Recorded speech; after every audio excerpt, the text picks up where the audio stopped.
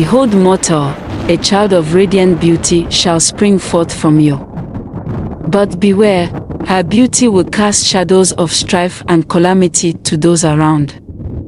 Embrace the divine decree, as the gods we shall surely unfold in the dance of destiny. Long time ago, in the village of Mokara, there lived a woman named Laila. In the village of Morocco, Laila was different from other women. Ever since she was a little girl, she was never hardworking.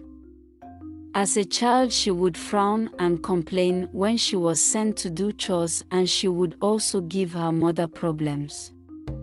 As Laila grew up to be a woman, she didn't change. Her husband was a good man who people loved in the village, and people always managed to ask how he ended up with Laila. As time passed, Laila didn't change. In the village of Morocco, there was a tradition that happened when the prince of the village was of age and ready to get married. There would be a festival, and the prince would end up marrying the most beautiful girl in the village. This would make the lady's family to become royalty. Since Laila was a lazy woman and loved wealth without working, she decided she was going to become a part of royalty. Laila was not a very beautiful woman. However, she boasted to her friends in the market that she was going to be a part of royalty and that she would give birth to a beautiful child that would make it happen. The women in the market laughed very hard at her joke. This made Laila more determined to prove them wrong. Laila sat on her home for days thinking about how she would achieve her plan. She then devised a plan. However, she waited till she was pregnant before she carried it out. When Laila became pregnant, she began to make moves on her plan. She decided to meet the most powerful priestess in the village, Zimona, a strong woman of power and will. Laila explained that she wanted to give birth to a very beautiful baby. Zimona told her that the only way that would be guaranteed was for her to appease the goddess of beauty. Zimona told Laila that the task would not be easy. She told her that she would need to do some very difficult tasks. Also, she would need to go to the forest of the heavens and look for the goddess of beauty tree and then call on her. She would also need to drop a gift that is very valuable. Laila decided to carry out Zimona's advice.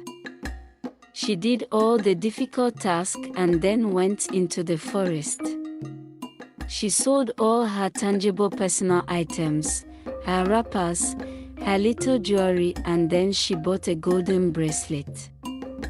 Inside the forest, Laila called upon the goddess of beauty. She waited for hours, and then the goddess of beauty appeared in the form of a beautiful peacock. "I have heard your cry. I will grant you your desire," the goddess spoke. She brought out a feather from the peacock and told Laila to rub it in her stomach. Laila did as she was told. The goddess then told Laila that the deed was done and that she would give birth to an enchanting child. The goddess told Laila to go home and come back the next day with the bracelet and the feather. Laila went home. However, the next day when she returned to the forest, she dropped the feather, but she didn't drop the golden bracelet. She was anxious that she would suffer as she had sold all her personal belongings. She also thought that it would be a long time before her child would grow and compete with other girls to become the new queen. With all this in her mind, Laila went home with her golden bracelet. Laila was anxious that something bad would happen to her that night. To her surprise, nothing did. Months passed and nothing happened. Little did Lila that the gods do not forget things and they do not like to be disobeyed or tricked. On the night when Lila delivered her child, the goddess of beauty appeared to her in a dream and cursed her baby. Behold, mortal, a child of radiant beauty shall spring forth from you.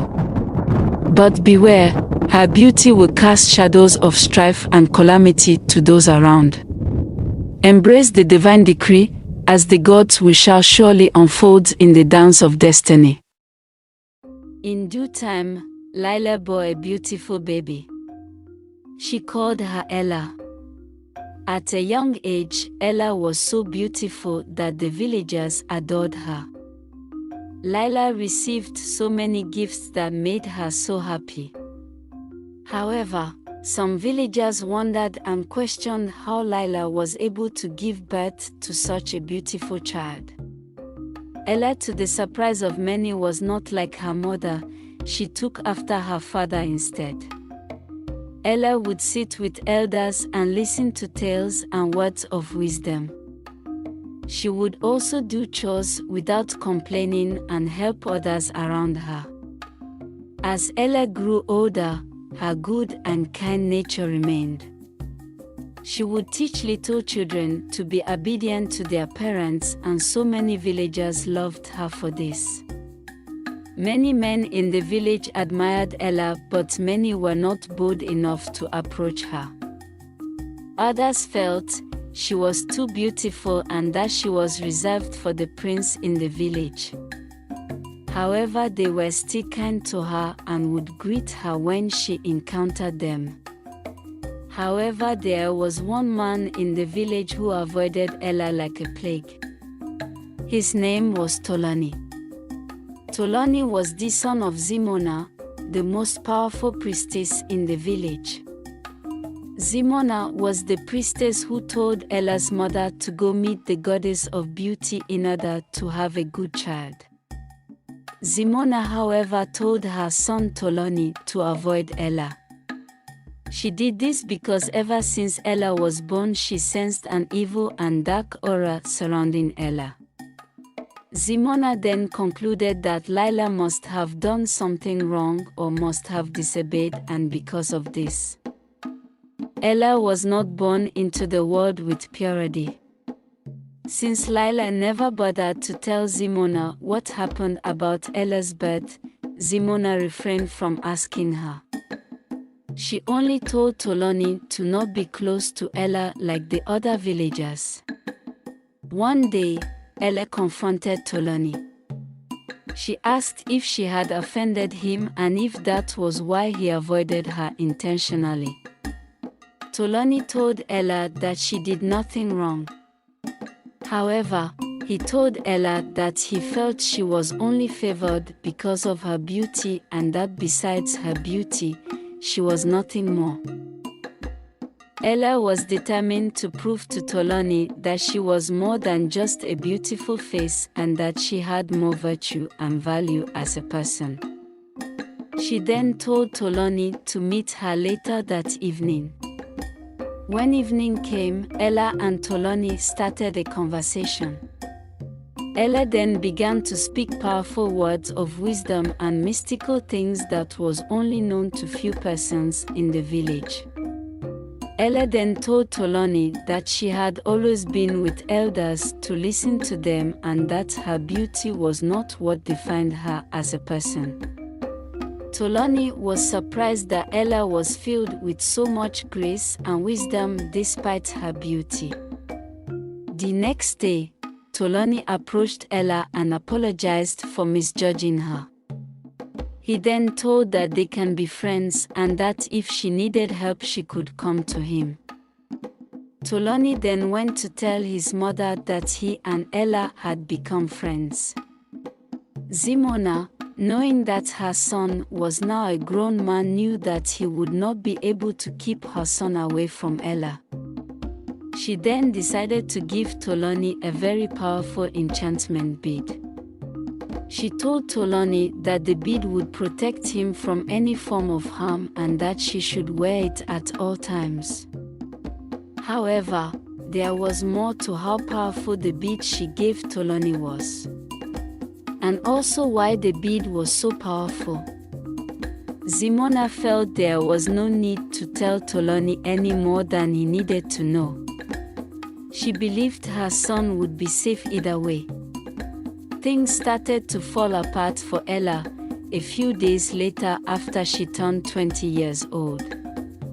Akin, a renowned farmer in the village who had just harvested his crops, went to present it to Ella's mother. He said that the crops was for Ella. Lila, being a mischievous woman, did not reject the gift. Instead, she danced and was happy. The problem did not stop there. A few days later, some men in the village did the same thing.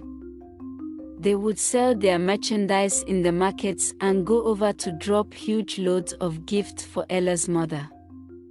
This became a huge concern for the women in the village. Soon the love that they had for Ella disappeared. As Ella was still dealing with the reality and problem that she was facing, and how the village was now starting to hate her, more problems followed. Ella had gone into the nearby forest to cry. She didn't go too deep into the forest so she would not be endangered. However, she knew that it was the only place she could cry out her heart without anyone seeing or judging her. Unknown to her, someone was just coming from deep inside the forest. It was Tolani. Tolani had gone into the forest to pick some powerful herbs for his mother, Priestess Zimona. Tolani saw Ella crying and approached her. After hearing what happened, Tolani comforted Ella. He told her that life was full of challenges and that everything would be fine. He also gave her a few herbs to take home. He told her that the herbs would help calm her nerves and also help her to sleep well. "Let's go back into the village. You will be fine," Tolani told Ella. Ella smiled and the both of them walked into the village. A week later, after the whole drama about Ella receiving gifts and food items from other men, something more strange occurred. A prince named Prince Olu had come to Mokera village to discuss something important with the king. On his way, he was sent on behalf of his father, King Maidon, who was a powerful king in a nearby village. When Prince Olu arrived Mokera village, he passed through the marketplace with his guards in order to get to the village palace. As the villagers saw him, they all bowed in respect to the young prince. Ella, who happened to be at the market, also saw Prince Musa and bowed. However, the young prince was fast enough to have taken note of her beauty before she bowed her head. He then walked up to Ella and introduced himself. "Please, arise, young maiden," the prince said to Ella. He then stretched his hand to Ella as a sign of good gesture. Ella took the prince's hand and arose. It would have been a sight of utter disrespect if Ella had refused the prince's hands. However, something utterly strange and dark took place when this happened. As soon as Ella's hands touched the prince's body went into a shock and suddenly he fell to the ground and became unconscious. Prince Olu's guards were shocked at what happened. They thought the prince fell as a mistake, so they went close to him and tried to help him up. As soon as the two guards touched the prince's body, they too fell and became unconscious. It was at that moment that the two remaining bodyguards knew that something was wrong. They knew that some sort of evil power was at work. The bodyguards were angry and vicious, but they knew that if they tried to help the prince, the same calamity would befall them. The bodyguards then warned the villagers. They told them that they would return back to their village and report to the king. They then said that the villagers should prepare for war for killing their beloved prince. The bodyguards then left the village. What do you think will befall the fate of Ella and her village? Will they be destroyed by the powerful village ruled by King Maidon, or will they suffer a more disastrous fate? Find out in the next part. Please like, share and subscribe to FOLKTALES. Till we meet again. The news got to the king about what had happened in the market with Ella, the prince and his bodyguards. The king then asked the guards to bring Ella to the palace. He however warned that they should not touch her, so they won't be harmed. The king also sent bodyguards to go bring Ella's parents for questioning. Then he sent another set of his guards to call the priestess Zimona and tell her what had happened. He also told the guards to tell Zimona to find a solution, as the prince's body and his bodyguards cannot lay on the ground in the market. When the guards arrived, they explained the situation to Zimona. Zimona then prepared the herbal powder and rubbed it on the guard's body. He then told them that they can now carry the prince and his bodyguards without harm to the palace. When Ella arrived at the palace, she bowed and greeted the king and his son, the handsome prince. The king wasted no time and asked her about what had happened. Ella confessed, saying she is just as surprised as everyone. She said she had no idea how the situation turned to be so. It didn't take long. Ella's parents also arrived at the palace. Zimona and the king's bodyguards also happened to enter the palace at the same time with the prince's body and his bodyguards. The king then explained the situation to Ella's mother and father. He threatened that if the truth is not told, they would all be executed.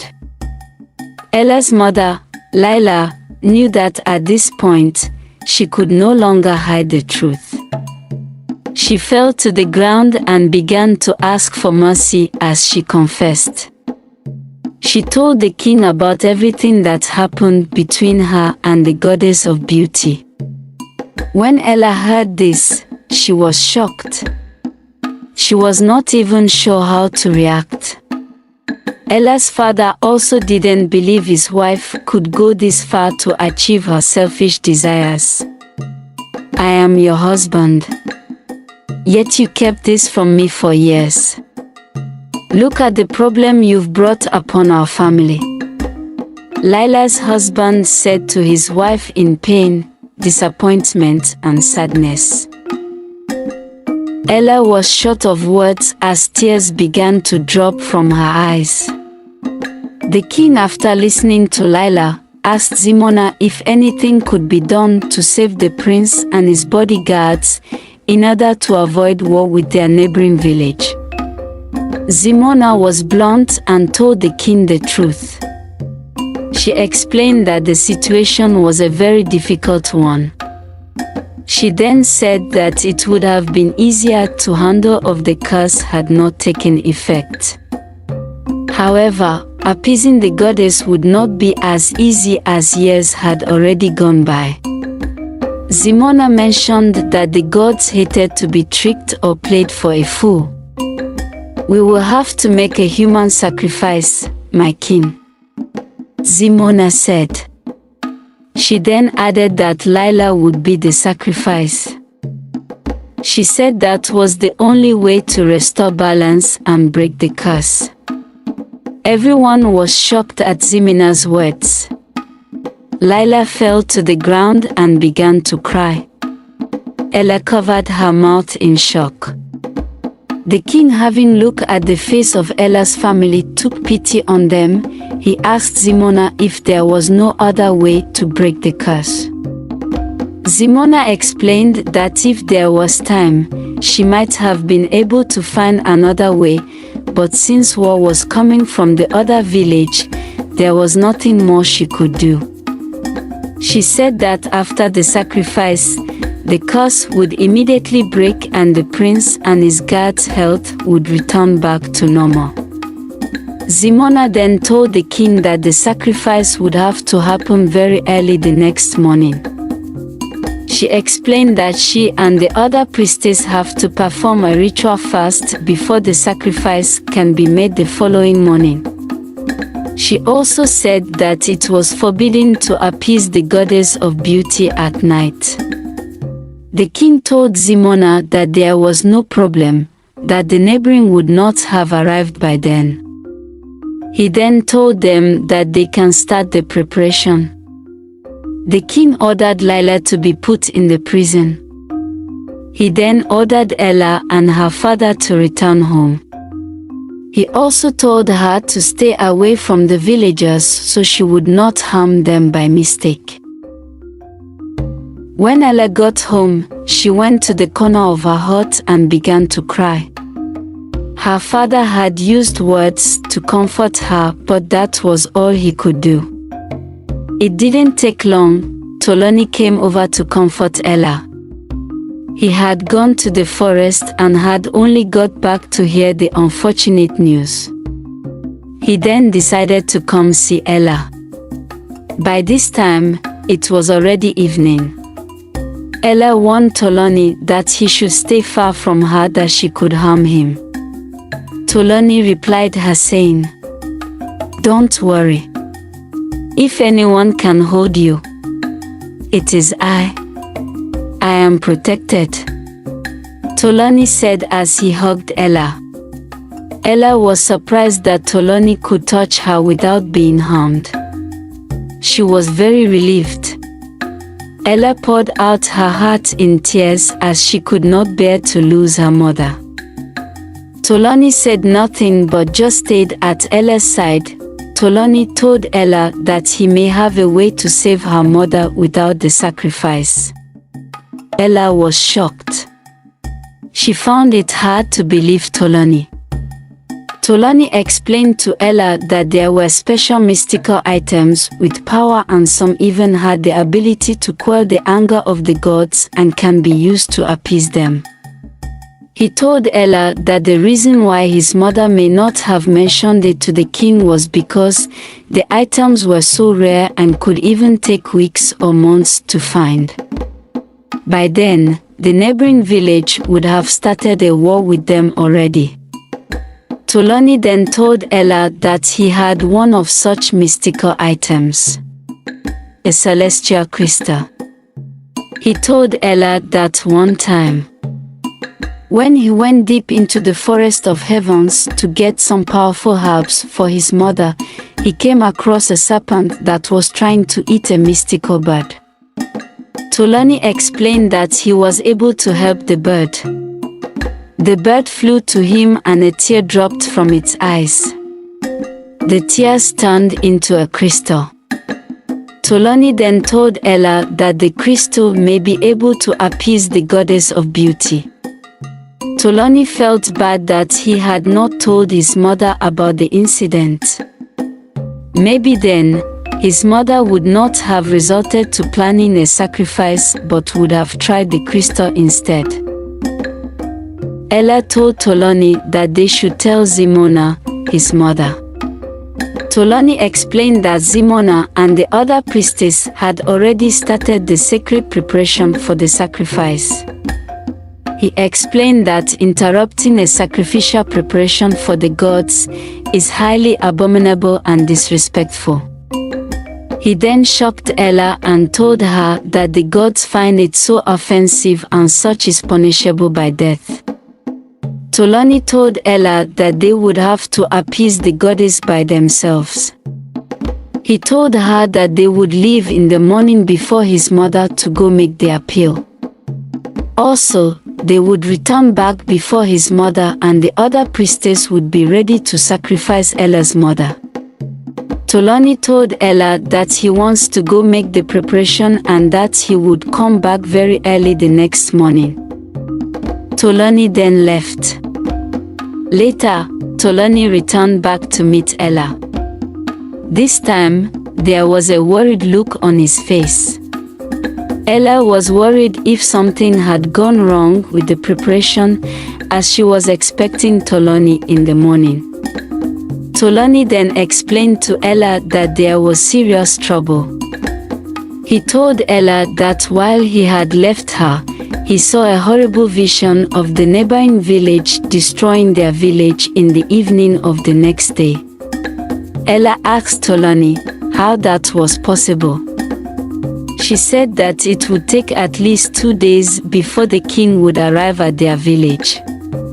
Tolani then explained to Ella that in his vision, he saw that the king and his men passing through a secret shortcut way that nobody knew. He explained that by passing the shortcut they were able to arrive at the village earlier than everyone expected. Tolani told Ella that they can no longer wait till morning to appeal to the goddess. They had to do it at night unless their village could be at war and destroyed the next day. However, appeasing the beauty goddess at night was dangerous. It is forbidden to appeal to the goddess of beauty in the night. Beauty resides in the morning. The sun, the flowers. Everything beautiful can be seen in the day. However, we have no choice. We will call upon the goddess of beauty this night. May the gods favor us. Tolani said. Later that night, Ella followed Tolani to the forest of the heavens. They carried some important items as well as the celestial crystal. After Tolani performed the necessary ritual, he told Ella to bow her head and not to raise it up. He also told Ella to stay behind him. Tolani then called upon the beauty goddess.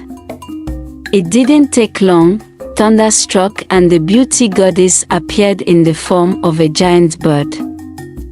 How dare you summon me at night? The beauty goddess spoke in anger. Tolani begged for forgiveness and told the goddess that he had come to appeal to her. All the while he spoke, Ella did not raise her head. Tolani then told the goddess that he brought the celestial crystal as a gift. The beauty goddess told Tolani that she would accept his gift and that Ella's curse would be gone in 3 days' time. Tolani knew that in 3 days his village would already be destroyed by war. He then continued his plea with the goddess and begged her that the curse should disappear that night. The goddess told Tolani that the celestial crystal was not a gift worthy to make her change her decision. The beauty goddess then told Tolani that he had a gift with him that was worthy to appease her and make her anger quell. Tolani was confused as he knew he didn't bring any other mystical gift. The goddess then told him that the enchanted bead on his hands was a more appealing gift than his celestial crystal. He told him that if he is willing to part with the gift, she would remove Ella's curse immediately and all the effects of the curse would be broken. Tolani then removed the enchanted bead and dropped it before the goddess. Suddenly the goddess' form changed into a beautiful peacock. She then blessed Ella with a covering of protection and told them that they should return. When Tolani got back to the village, he held Ella's hand to see if anything bad would happen to him, but nothing bad did. Tolani then went to the palace and saw that the prince and his bodyguards were now healthy and fine. Tolani then explained everything that happened to the king. In the meantime, the king had apologized to Prince Olu. Prince Olu, being a kind young man, did not pick offense. He even told the king that if his father, King Maidon, arrives the next day, he would talk to his father not to be angry and that everything was just a misunderstanding. The next day, it came as a shock. It turned out that the vision Tolani saw was real. King Maidon had indeed used a shortcut to enter the village and was with an army. Prince Olu begged his father on behalf of the village that what happened was a misunderstanding. He explained that the village did not mean to harm him but were experiencing some trouble with the gods.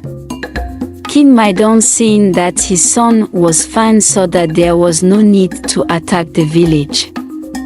The king of Morocco village then packaged a whole of gifts, including food items, as a way to apologize for stressing King Maidon and his son, Prince Olu.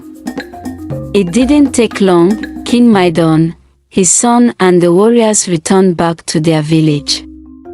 As soon as they left, Zimona held a meeting with the king in the palace.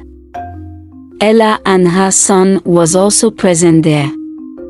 Zimona told the king that it was a good thing his son, Tolani, had saved the village by seeing a vision and preventing war with the help of the enchanted bead. She, however, explained that the village was not yet free from danger. The king was confused. He didn't understand. Tolani saw a vision with the help of the enchanted bead and also gifted the bead to the goddess to save the village. Also, there was no need to sacrifice Laila since Prince Olu and his father, King Maidon, had gone peacefully out of the village. Zimona then had to tell the king something that only she, the high priestess, knew. Zimona explained to the king that the enchanted bead was a relic of protection and not just a regular form of charm. She added that the bead was even more rare and powerful than most spiritual items. Zimona explained that hundreds of years ago, the founder of the village encountered a problem. She explained that because the village was very close to the forest of heavens, evil spirits and creatures would disturb the peace of the land. Desperate to save his land, Okium and his wife sought out enchanted bead deep inside the forest of heavens. There they got the magical enchanted bead. Zimona then said that as long as the bead was within the village, no form of evil creature could come and dwell. That was the secret behind the peacefulness of the village for hundreds of years. Zimona said that Okium's wife was the only one that returned back to the village. She became the first high priestess and passed down the secret of the enchanted bead to next high priestess. That was how the bead had been passed down till it got to her time. It was a difficult and overwhelming story to take in. As Tolani heard the story, he now understood why the bead was able to protect him from Ella's curse and why the goddess instantly granted him his wish despite the fact that he summoned her in the night. Zimona explained to everyone that they would need to get another enchanted bead from the heart of the forest in order for the village to be safe. She added that she had to stay behind to protect the village of anything evil attacks. Tolani then told his mother that he would not mind going to look for the bead in order to save the village. Zimona told her son that she would fortify him for the mission. The king then told Zimona that 10 of the strongest warriors would accompany Tolani to the forest. Zimona then told the king that Ella needed to follow Tolani and the bodyguards to the dark forest. She explained that since Ella had been blessed by the beauty goddess and no longer cursed, it would be good for them. She explained that sinister creatures would see that Ella has been blessed by the goddess and so many would not want to harm or get close to her. Ella was happy that she could follow Tolani to the forest and be of help to him. Tolani has sacrificed so much for her and she wanted to be with him, even now that there was more danger. Soon it was time. Ella, Tolani, and the bodyguards prepared and started their journey inside the forest. Inside the forest, the group saw many creatures of various kinds. Most didn't get close to them because of Zimona fortification and Ella's presence. The few that decided to attack, Tolani and the guards easily subdued them. Soon, they arrived at a place where they needed to cross a stream to the other side of the forest. Tolani told the bodyguards that they should do away with their weapons. He told them that they should not cross the river with it. He and Ella then crossed past the river. The bodyguards, who were not quite convinced of Tolani's words, decided to cross the rivers with their weapons. They wanted to hold their weapons in case of more danger. However, as they did, they all suddenly disappeared. As Ella turned back and saw what happened, she was confused and became afraid. Tolani then told her that the warriors were fine and that they had vanished back to the village. He explained that the river was a mysterious river that would only allow someone to cross if they are not holding any weapon of any kind.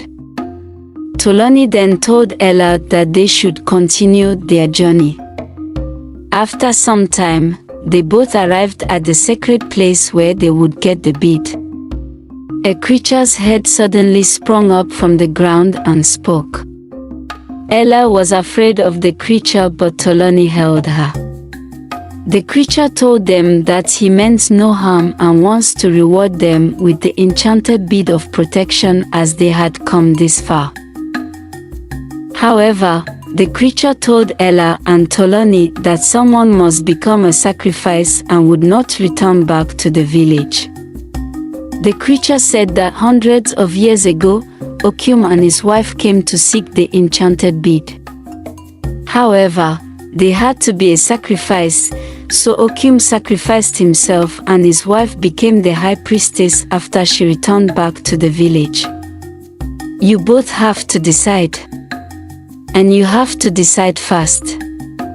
The creature said as it stared at them with its large scary eyes.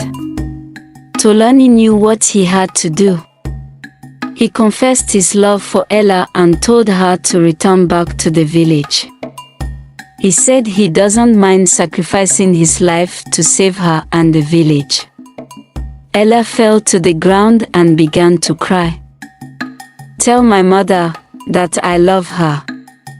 Tolani said. I can't let you do this. I love you. I don't want you to die. Ella said in tears. As she was still crying, a voice spoke from behind. Don't worry. I will be the sacrifice. The voice spoke. It was the voice of a human. Ella and Tolani turned back and saw that the person behind was Lila, Ella's mother. Ella was shocked. Lila walked up to Ella and Tolani and told them what happened. She told them that she begged Zimona to fortify her so she could come into the forest and look for them. Lila said that she wanted to make sure both of them were safe and also own up to her faults and mistake. Ella held her mother and both of them began to cry. Please forgive me, my child. Lila said. I was never angry at you, mother. I love you. Ella said in tears. I have to take responsibility for my mistake. Lila said as she turned her gaze to Tolani. Tolani, thank you for all you have done for me. You are a good man. Please take care of my daughter, Lila said. She then walked up to meet the creature. The enchanted bead of protection then magically appeared in front of Tolani. Tolani picked up the bead. Suddenly, the creature and Lila vanished into thin air. Ella watched in tears as her mom disappeared. Tolani held Ella and comforted her. He knew there was no way he could have saved everyone. And so that was how Lila's story became a tale. When Tolani and Ella got to the village, they told the king what had happened. Soon, everyone in the village knew about what happened to Lila. Her story became a lesson for everyone. It was also a tale of redemption and symbolized the mother's love for her child. The king then made a decree and abolished the festival where the maidens in the land had to be put together for the prince to marry the most beautiful. He realized that beauty lied in the heart and not the appearance of a person. Time passed as Ella and Tolani became wedded and were now a couple in the village. Everyone attended their feast and the king gave them his blessings. He also told them that their families would always have a place in the palace for generations to come as a way of honoring Lila's sacrifice. This is the end of our beloved tale. Please like, share and subscribe to Folktale for more interesting stories. Till we meet again.